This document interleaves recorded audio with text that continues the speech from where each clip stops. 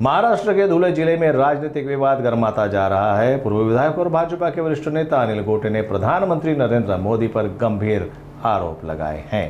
उन्होंने कहा है कि नरेंद्र मोदी, जिन्हें विश्व गुरु और भाजपा के क्षत्रिय मालिक के रूप में जाना जाता है, इन्होंने देश भर में 446 मंदिरें, वाराणसी में 286 मंदिरें गिरवाई हैं।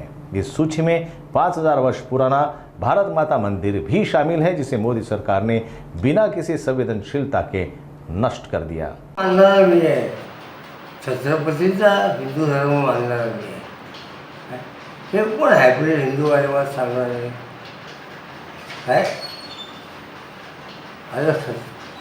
तेव्हा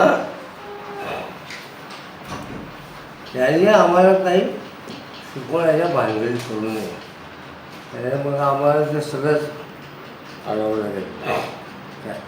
असा प्रश्न येतो मंदिरं पाडल्याचा। तुम्ही गुगलच्या साईटवर जा आणि त्या ठिकाणी temple demolition in last 11 years टाका, त्याच्यामध्ये हे आकडे येतील।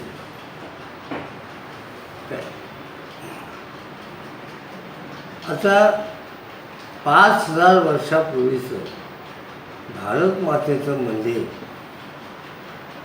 नरेंद्र मोदींनी पळून टाकलं। काय ते कोण आहे?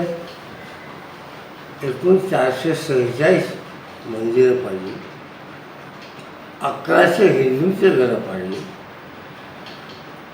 आणि मंदिराच्या अवतीभोवती असणारी 2300 दुकानं नष्ट केली। तुम्ही जर रस्ता रुंदीसाठी, लोकांच्या सोयीसाठी एखादं मंदिर हटवलं असेल, मी जर अफजल खान आहे तर 1000 अफजल खान मेल्यानंतर एक चंगेज खान पैदा होईल, इतका क्रूर कर्म होता। मग त्याला चंगेज खान म्हणायचं का आम्ही?